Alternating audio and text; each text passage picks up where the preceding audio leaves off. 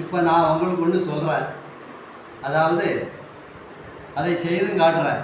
அதாவது ஒரு 2 நிமிஷம் பிளட்டை நிப்பாட்டி அதுக்கப்புறம் ரிலாக்ஸாக விட்டாக்கா அது நல்ல ஸ்பீடாக ரன்னிங் ஆகும் பிளட்டு.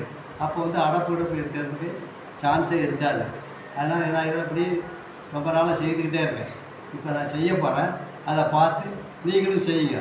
தரையில் செய்கிறாந்தா ஒரு தலாணி வச்சுக்கிடுங்க. இந்த மாதிரி நான் இப்போ செய்ய போகிறத பார்த்து அதுக்கப்புறம் நீங்கள் வந்து அந்த மாதிரி செய்யலாம். ஆனால் ஜாக்கிரதையாக செய்யணும்.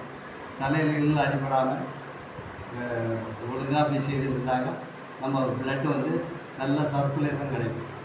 அதுதான் நான் அப்படி பிடிச்சி நிற்கும்போது தான் அந்த தலையில் வந்து நிற்கும். தலையில் வந்து நிற்கும்போது அந்த பாரம் தெரியும் நமக்கு. அப்போது அதுக்காக அதை விட்டுட்டு நம்ம எழுந்துச்சு நின்னாக்கா அது சூப்பராக இருக்கும், நல்லா இருக்கும், பேச வேர்க்கும், அப்புறம் நல்லாயிடும் உங்களுக்கு. நீங்கள் அந்த மாதிரி செய்யலாம். வாரத்தில் ஒரு தடவை 2 தடவை செய்யுங்க. இந்த மாதிரி இந்த பிளட்டில் வந்து அடப்பு இருக்கிறதுக்கு சான்ஸ் இருக்காது. நல்லா உதவி செய்யும். நாளைக்கு பார்க்கலாம் மீதி. இப்போ நான் எடுக்க போகிறேன், அதை மாதிரி பார்த்து செய்யுங்க. இந்த மாதிரி இந்த 2 கையை இப்படி வச்சுக்கணும். தெரியுதா? கரெக்டாக தெரியுதா? இந்த மாதிரி வச்சுக்கணும். வச்சுக்கிட்டு இப்படி வச்சு 2 கையை இப்படி வைக்கணும். இங்கே வச்சுக்கிட்டு இதில் நிற்கிற பாருங்க, கரெக்டாக நேராக நிற்கணும். இந்த மாதிரி வச்சுக்கிட்டு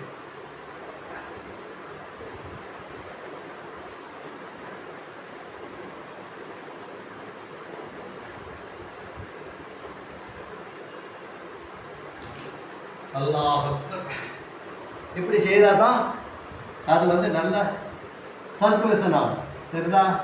நம்ம தலையில் கொஞ்சம் பாரமாக தெரியும்.